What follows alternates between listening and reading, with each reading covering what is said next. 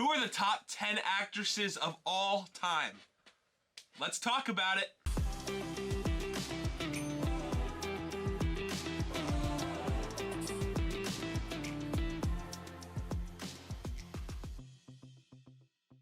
Hey there, my name is Caleb, and I love diving just a little bit deeper into our favorite TV shows and movies. If that's you as well, consider joining me by hitting that subscribe button and hit that bell so you do not miss a single upload. Today we're going to be talking about my top 10 favorite actresses of all time.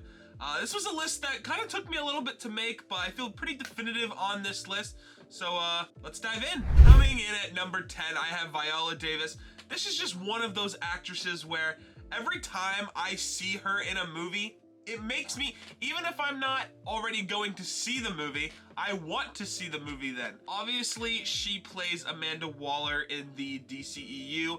I hope that they do bring her back as Amanda Waller in James Gunn's new series. I really would like to see more of her. But she also plays a lot of other great roles, like, for example, The Woman King. She's just always portrayed as this very strong female lead. And that's what I like about her. She kind of plays this badass who really does not care. And she has that kind of face where she's like, she can kind of pull off that look. And I think that's why I like her so much. In fact, in the new Hunger Games movie, Ballad of the Songbirds, she plays the game maker. And I am all for what they are doing with her. They have kind of given her a creepy element with like the weird colored eyes and everything. Really excited to see her performance in that. And that is why she comes in as my number 10. And at number 9, I have Emily Blunt. This character is one that I've more like in my past 5 years have really gotten into. She really had like a big role in A Quiet Place. And for me, both 1 and 2 were just some of my favorite movies that Paramount has ever made, and I absolutely adored what they did with her character in there. I'm also a big fan of Edge of Tomorrow and her whole thing with Tom Cruise that she did in there. In fact, I even believe she has a new movie coming out, The Fall Guy, which I believe I did a trailer reaction to, so I'm excited to see what they do with her there. But she always delivers very emotional roles. You know, she is able to kind of just give that emotion right on cue, and I think that's just one of the things that I love about her and why I had to put her on this list. At number 8, I have Natalie Portman, one of just my favorite universe actresses, I guess, because she not only has played Jane Foster in the MCU, but she's also played Padme in Star Wars, and both of those roles, while you know she plays very significant roles in those movies. And especially although I didn't really like Thor: Love and Thunder, it wasn't necessarily because of her and her performance, it was just because of the movie. But she also has a lot of great other roles. For example, Annihilation, that came out like 2 years ago, I believe. That was a really fun movie. And just whenever I see her on screen, she's kind of just really uplifting and fun to be around on camera, and I think that's what makes her performances so meaningful, is that she feels so happy all the time and like very like always smiling. So when she's not, you know that is like a very serious situation. And at my number 7 spot, I have Jamie Lee Curtis, one of just my favorite actresses of all time. And she has such a wide range too. I mean, of course you have some movies like the Halloween series. That's probably what she's most notably known for. But she's also like really dived into some other roles. For example, Freaky Friday, that's one of her other really known roles. But as of like more recently, she's been in movies like making small appearances in movies like Everything Everywhere All at Once, Haunted Mansion. And she was even in Knives Out. She just is really good at kind of playing, she can play that like smug kind of older lady, but that like not a boring old lady. Like she kind of has like a little bit of attitude and like kind of give it to you, like, hey, this is what's gonna go on. And I really like that about a lot of the performances that she delivers. At number 6, I have Emma Watson, we all know that Emma Watson is famously known as Hermione Granger in the Harry Potter series, which, if I'm being honest, is definitely the biggest reason why I put her on this list. She shows so much just passion and has that face of somebody who wants more out of their life. They're not just satisfied with the status quo.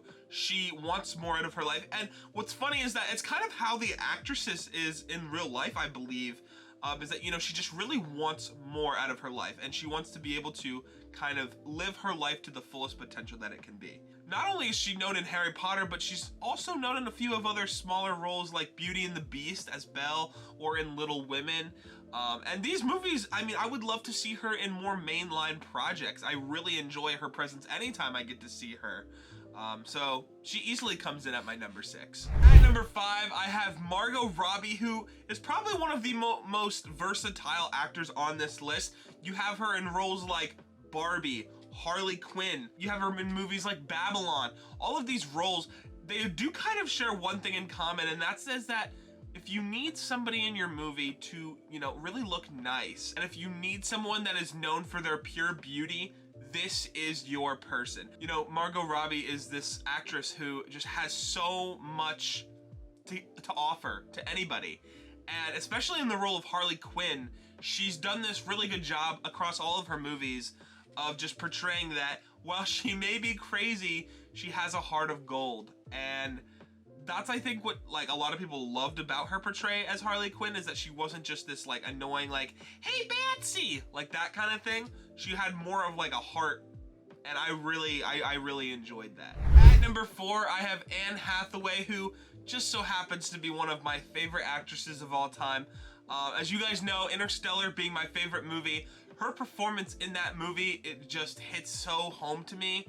She's very much, you know, the optimistic lover of the group, and her and Cooper in that movie just make my heart melt. Every time I see her on screen, I'm like, yes, I am so glad that they specifically chose Anne Hathaway, because I don't know that the movie would be I don't think that the movie would be what it is without her.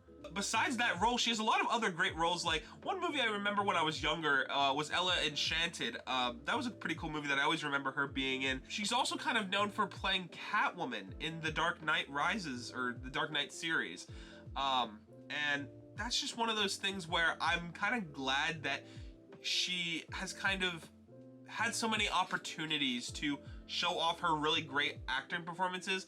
And I know this is kind of like a weird, very specific thing to say, but I've always noticed that her like crying, especially in the movies, is just really good. Like, she's kind of got that down, and she kind of makes it her own. It's not just like a very typical like, oh, I'm gonna cry.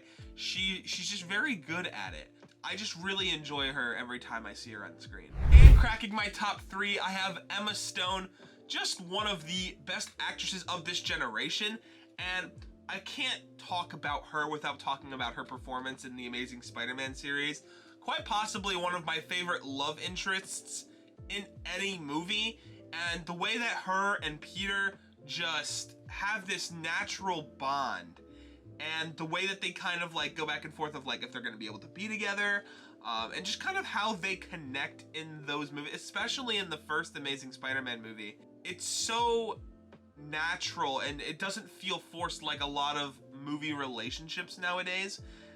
And that's what I love about her kind of roles. I also love that in a lot of movies, she's just kind of seen as like the standoff chick that like don't mess with her. But she also has a lot of other great performances, known for her music abilities, and just her kind of pure natural talent, like La La Land or The Help, movies like that. So I'm more than glad to put her at number 3 on my list. And as my runner-up, I have Jennifer Lawrence. This is one that actually kind of surprised me when I was making this list. I was like, wow, she's really there for me? Yeah, she absolutely is there for me. Of course, I want to talk about her Hunger Games performance, because in those movies, she is more of a very serious actress. She plays more of a serious role and just kills it. I mean, first of all, she does have that face of somebody who's like, do not mess with her, more of like the quiet type of person, but will make things happen. And to me, that's so much of a different kind of thing than like a lot of her other movies, like especially No Hard Feelings that came out this year. She's more of just like a comedic actress in that, but it just shows how wide of a range she has. And she really does have a big range of emotion, because in that movie she's totally comedic, but she can also really play the part of serious main protagonist of a series. And that's something that, for me, really made the Hunger Games, was that pure, raw passion to go after the Capitol. I loved it so much. And not only that, but you know, she's part of the X-Men series playing as Mystique, and she kind of gives that same performance, like similar to the Hunger Games, where she knows how to really capture the audience in those serious moments, and that's just what I love so much about her. But as my favorite actress, I have to go Scarlett Johansson here. When I was making this list, I thought to myself, who is somebody that can make me feel something over this kind of the dumbest line, you know? And I kind of thought back to Avengers Endgame when she goes, and you're about to make me cry over a peanut butter and jelly sandwich. Or she goes, I'm about to slap you with a peanut butter and jelly sandwich. And as she's saying it, you can see just the pain behind her face of losing everyone who she lost.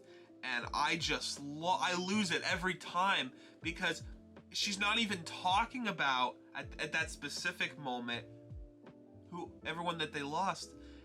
And it's just a really, she knows how to play all of her parts so well. Of course, she's mostly known in the MCU as Black Widow, which is mostly why I put her on this list, because of just her fantastic performance in those movies as playing one of the only women in the original Avengers, I believe the only woman in the original Avengers, and she nails it. She kicks butt. And especially in like the later movies like Infinity War, she's seen as like, let's represent the women and let's go after. And I absolutely love that she is that person in those movies, because we need it. We definitely need it in those movies. Some of the other movies that like I did enjoy that she's been in, I really want to see Asteroid City. That is definitely on my list to see. But you know, she's also in movies like Lucy, and she's just really good at playing these like I can take care of myself kind of roles, and just a really strong, prominent female actress. And that is what, to me, that is what this list is all about. So let me know what you guys thought about my list. Did you love it? Did you hate it? Let me know that kind of stuff down in the comments below, and let me know your list of your top 10 favorite actresses of all time. And with that being said, everybody, I hope you enjoy the rest of your days. And until next time, guys, peace.